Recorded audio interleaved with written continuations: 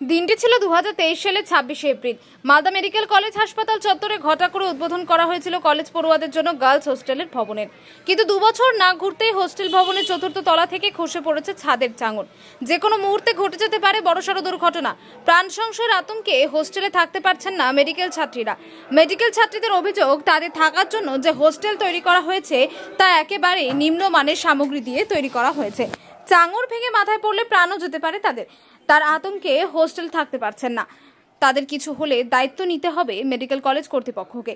তারা বিষয়টি কর্তৃপক্ষকে জানালেও শুধু মৌখিক আশ্বাস পেয়েছেন। এদিকে মেডিকেল ছাত্রীদের ওই অভিযোগ পাওয়ার পরই হোস্টেলের ভবন পরিদর্শন করেন মালদা মেডিকেল কলেজ হাসপাতালের অধ্যক্ষ পার্থপ্রতিম মুখোপাধ্যায়। তিনি বলেন, হোস্টেল ভবন রিপেয়ারিং এর কাজ শুরু করা হচ্ছে, তার পাশাপাশি ছাত্রীদের অন্যত্র সরানোর ব্যবস্থা করা হচ্ছে। কিন্তু 2 বছরের মধ্যেই হোস্টেলের এই অবস্থা কেন, তার উত্তর দিতে পারেননি অধ্যক্ষ।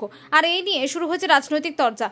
বিজেপির অভিযোগ, 105 কোটি টাকা কেন্দ্রীয় সরকার দিয়েছে মালদা মেডিকেল কলেজ কর্তৃপক্ষকে, অথচ কাজ হয়নি, কাটমানিতেই চলে গেছে সব টাকা। অন্যদিকে মালদা জেলা তৃণমূল কংগ্রেসের মুখপাত্র আশিস কুণ্ডু জানান, আমরা বিষয়টি শুনেছি, বিষয়টি খুব সিরিয়াস। মালদা মেডিকেল কলেজ হাসপাতালের অধ্যক্ষ আমাদের মালদা মেডিকেল কলেজে মেইন গার্লস হস্টেল, যেটা 2 বছর থেকে ফাংশনাল, সেখানে কাল সন্ধে 6টায় হস্টেলের 4th ফ্লোরের ছাদ ভেঙে খসে নিচে পড়ে যায়।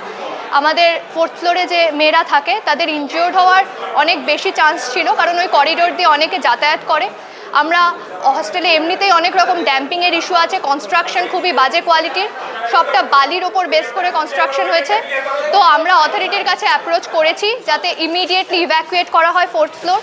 তার সাথে যদি কোনো ক্যাজুয়ালিটি হয় তার দায়িত্ব সম্পূর্ণভাবে অথরিটিকে নিতে হবে এবং সেই হস্টেলের কোয়ালিটি দেখতে হবে, ইনভেস্টিগেশন করতে হবে, প্রপার ইনভেস্টিগেটিং টিম ইঞ্জিনিয়ারদের দিয়ে সেখানে কাজ শুরু করতে হবে। Action immediate and effective action শুরু করতে হবে।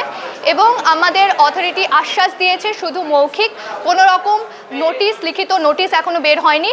আমাদের অবস্থান বিক্ষোভ চলছে, যেহেতু আমাদের মেয়েদের লাইফ এখানে রিস্ক রয়েছে। যতক্ষণ না অবধি অথরিটি কোনো রকম অফিসিয়াল নোটিশ বের করবে এবং ইমিডিয়েট অ্যাকশন শুরু হবে, আমরা এটা চলতে থাকবে এবং আমরা আবার এই জিনিসটা যতক্ষণ না সলভ হচ্ছে এটা চলতেই থাকবে। হস্টেলের কোয়ালিটি আমাদের খুবই খারাপ এবং যেহেতু আমরা হস্টেলে থাকি, আমরা সবথেকে বেশি সাফার করি। আমরা অথরিটির কাছে অ্যাপ্রোচ করেছি, কিন্তু অথরিটির থেকে শুধু আমরা মৌখিক আশ্বাস পেয়েছি, কাজ এখনও কিছু শুরু হয়নি। শুধুমাত্র বালি আছে, আর কোনো সিমেন্ট বা প্রপার কনস্ট্রাকশনের যা ম্যাটেরিয়াল আছে সেগুলো প্রপারলি ইউজ করা হয়নি। আমাদের এখানে যার সঙ্গে ইনসিডেন্টটা হয়েছে, আপনারা তার থেকে কথা বললে বেটার হবে। আমার নাম Akshita Homroy, final year MBBS। Akshita Homroy, final year MBBS। আমি আমার পোস্টিং ছিল 6টা থেকে সন্ধেবেলা। তো আমি যখন 6:45টার সময় ওয়াশরুম যাচ্ছিলাম, আমি জাস্ট রুম থেকে বেরিয়ে একদম গেছি, ওই জায়গাটা পাস করেছি, পিছনে একটা প্রচণ্ড জোরে আওয়াজ হলো। যখন পিছনে তাকালাম দেখলাম ছাদটা ভেঙে পড়ে আছে। মানে জাস্ট 2 থেকে 3 সেকেন্ডের ব্যাপার। ওইটুকু সময়ের ব্যবধানে যদি আমি এগিয়ে না যেতাম তাহলে হয়তো ওটা আমার মাথাতে পড়তো এবং আমি প্রচণ্ডভাবে ইনজিওর হওয়ার একটা হাই চান্স থাকতো।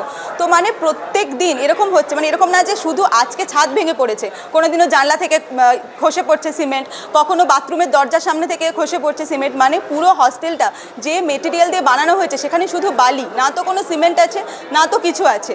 তো এবার এটা দিয়ে আমরা প্রচণ্ড আতঙ্কে আছি। আমরা চাইছি ইমিডিয়েট অথরিটি কোনো অ্যাকশন নিক এবং আমাদের কাছে মানে উনি শুধু মৌখিকভাবে বলেছেন যে হ্যাঁ আমরা কিছু করব, কিন্তু কি করবেন কি না করবেন, আমাদের কোথায় শিফট করাবেন সেগুলো এখনও লিখিত আমরা হাতে পাইনি। যতক্ষণ না পর্যন্ত আমরা লিখিত নোটিশ হাতে পাচ্ছি ততক্ষণ এই অবস্থান বিক্ষোভ আমাদের চলবে। এটা 4th ফ্লোরে, আমার রুম নাম্বারের সামনে হয়েছে, মানে 406-এর সামনে। ওইখানে আমরা টোটাল 37 থেকে 38, মানে অ্যাপ্রক্স আপনি 40 ধরতে পারেন, ওই ফ্লোরে আছি আমরা। হ্যাঁ, আমরা খুবই ভয় পাচ্ছি। কাল রাত থেকেই কোনোভাবে অথরিটির সাথে কন্ট্যাক্ট করতে পারিনি, আজকে সকাল থেকেই কন্ট্যাক্ট করেছি, তারপর থেকে আমরা এখানেই আছি। উনি বলছেন আমাদের 4th ফ্লোরকে পুরোপুরি অন্য জায়গায় ইভ্যাকুয়েট করিয়ে অন্য হস্টেলে শিফট করা হবে এবং ইমিডিয়েট কাজ শুরু হবে, কিন্তু কতটা কি হবে সেটা এখনও বুঝতে পারছি না। 40 জন মোটামুটি। হ্যাঁ, মৌখিক আশ্বাস পেয়েছি। দেবলীনা খাঁ, 3rd ইয়ার MBBS। ছাদ থেকে যে চাপা পড়ে যাওয়ার ঘটনাটা আপনারা বললেন, আমরাও শুনেছি।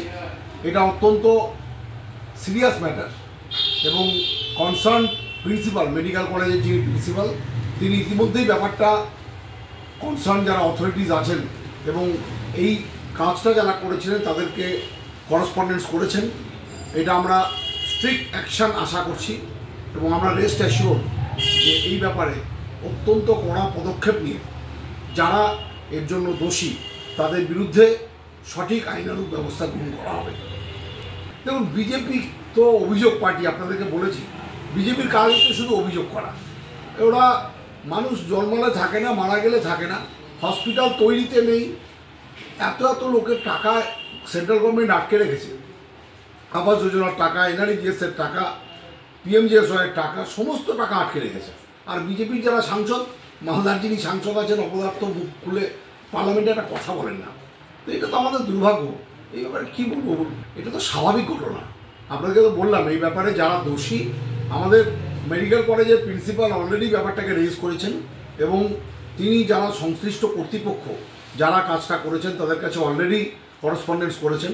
আপনারা রেস্ট অ্যাসিওর থাকুন, এই ব্যাপারে কঠোর থেকে কঠোরতম ব্যবস্থা গ্রহণ করা হবে। কারণ বাংলার মুখ্যমন্ত্রী এইসব ব্যাপারে প্রচণ্ড সিরিয়াস। কোনো রকম কাজে গাফিলতি বাংলার সরকার মেনে নেবে না।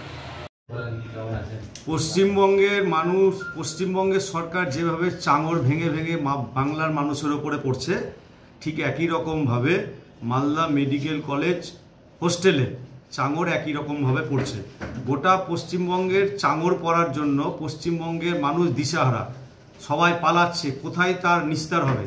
ঠিক একই রকমভাবে ছাত্রীরা যখন তাদের বাড়িঘর ছেড়ে এসে নিরাপদ আশ্রয়ে পড়াশোনার জন্য মালদা মেডিকেল কলেজে আশ্রয় নিয়েছেন, ঠিক সেই সময় দুষ্কৃতীদের দ্বারা বানানো কেন্দ্রীয় সরকারের 105 কোটি টাকার বিল্ডিং ট্রমা সেন্টার সহ সেইখানে সম্পূর্ণ বালিতে আর আকাশচুম্বী একটার পর একটা বিল্ডিং তৈরি হচ্ছে এবং সমস্তটা কাটমানি জমা পড়েছে রাজ্যের সর্বোচ্চ নেতৃত্বর কাছে। মানুষের প্রাণ বাজি রেখে মা বাবারা যখন সেই ছাত্রছাত্রীদেরকে রেখে যাচ্ছে, তখন তাদের নিরাপত্তার জন্য এই সমস্ত কাটমানির যে সমস্ত কন্ট্রাক্টররা কাজ করেছিল তারা সমস্ত বালি দিয়ে আকাশচুম্বী বাড়িঘর বানাচ্ছে। তার খেসারত দিতে হচ্ছে মালদায় বাস করা মেডিকেলের ছাত্রছাত্রীদের। আমরা অবিলম্বে কঠোর থেকে কঠোর শাস্তি চাচ্ছি সেই সমস্ত কন্ট্রাক্টর ফার্ম যারা সম্পূর্ণরূপে ব্ল্যাক লিস্টেড হয় এবং এই জাতীয় বিল্ডিং বানানোর জন্য তাদের যেন দুবার ভাবতে হয় এবং পূর্ণাঙ্গ মেডিকেলের তদন্ত, সিআইডি তদন্ত, সিবিআই তদন্ত চাচ্ছি।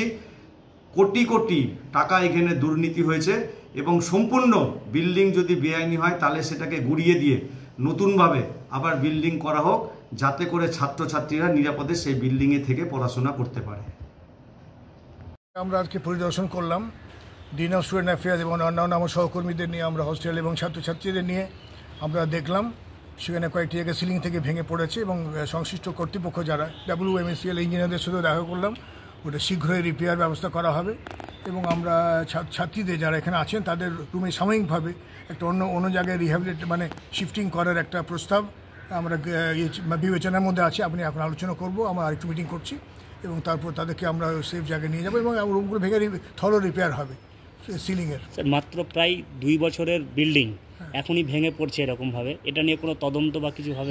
নতুন বিল্ডিং এটা, হয়তো এই যে ভেঙে পড়ছে সেটা কোনো টেকনিক্যাল বিষয় আছে, হয়তো ওনারা আলোচনা করবেন, ওনারা বলবেন, ইঞ্জিনিয়াররা বলবেন কী করেন। তবে আমাদের কয়েকটা সিলিংয়েও লিক হয়েছে, কয়েকটা জায়গায় ভেঙেছে, আমরা চেষ্টা করে দেখছি খতিয়ে, ওনারা বিষয়টি দেখবেন খতিয়ে। স্যার 2 বছরের বিল্ডিং এরকম হচ্ছে এবং সিমেন্ট নেই, বালি দেখা যাচ্ছে, বালির ভাগ বেশি, এই বিষয়ে বিশেষজ্ঞরা বলবেন। তবে আমি খতিয়ে দেখছি, আমি ওনাদের ঊর্ধ্বতন কর্তৃপক্ষকে যোগাযোগ রাখছি ব্যাপারটা। কোথাও কোনো লিখিত কমপ্লেন করবেন? হ্যাঁ, পাঠাবো আমরা ওই ভিত্তিতে আমরা পাঠাবো, আমরা জানতে পাঠাবো, আমরা সেখানে আমরা জানাবো যে এরকম হচ্ছে। কারণ আমাদের প্রায়োরিটি আমাদের ছাত্রছাত্রীদের সিকিউরিটি ইম্পর্টেন্ট, সেই জন্য তাদের নিরাপত্তার জন্য আমরা অবশ্যই ব্যবস্থা। ব্যুরো রিপোর্ট, উত্তরের প্রহরী।